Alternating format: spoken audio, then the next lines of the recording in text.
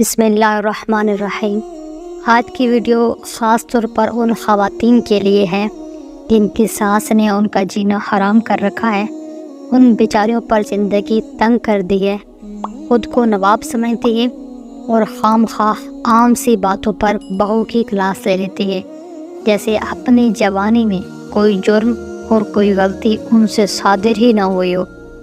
اگر بہو سے غلطی ہو جائے تو بھی کوشش کریں کم ڈانٹیں، اگر کوئی قصور بھی نہ ہو بہو کا تب تو جواز ہی نہیں ہے، پھر نہ وہ بہو بچتی ہے، نہ اس کی ماں اور نہ اس کی بہنیں اور نہ ہی اس کا خاندان بچتا ہے۔ تو ایسی درد میں مبتلا دکھی بہوؤں کے لیے، بہنوں کے لیے میں لائی ہوں ایک زبردست قرآنی وظیفہ جو ایک مجرب اور ایک بہت بڑی عالم دین سے منقول ہے۔ وہ وظیفہ ہے سورہ یاسین کے ایک آیت کریمہ۔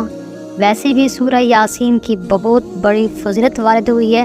میرے نبی صلی اللہ علیہ وسلم کا ارشاد ہے، ہر چیز کا دل ہوتا ہے اور قرآن کا دل سورہ یاسین ہے، اور وہ وظیفہ ہے سورہ یاسین کی ایک آیت ہے، میں آپ کو پڑھ کے سناتی ہوں، آپ اس کو وہاں سے بھی یاد کر سکتی ہیں۔ ویسے قرآن پاک اٹھا کے سورہ یاسین کی ابتدائی آیتوں میں سے ہے، وہاں سے بھی آپ دیکھ سکتی ہیں۔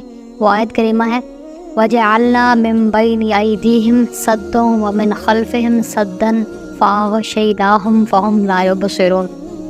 اس آیت کریمہ کو صبح صبح پڑھ کر اپنے اوپر بہو دم کر لیا کرے، انشاءاللہ محفوظ رہیں گی، ساس کی آفتوں کے ساتھ ساتھ دوسری بلاؤں سے، ہر موذی چیز کی ایذا سے۔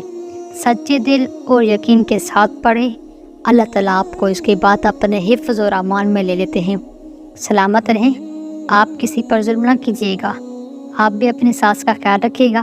انشاءاللہ اس وظیفے کے بعد میں آپ کو خوب یاد آؤں گی۔ فائدہ ہونے کی صورت میں میرے چینل کو سبسکرائب کرنا مت بھولیے گا، مجھے دعاؤں میں یاد رکھیے گا۔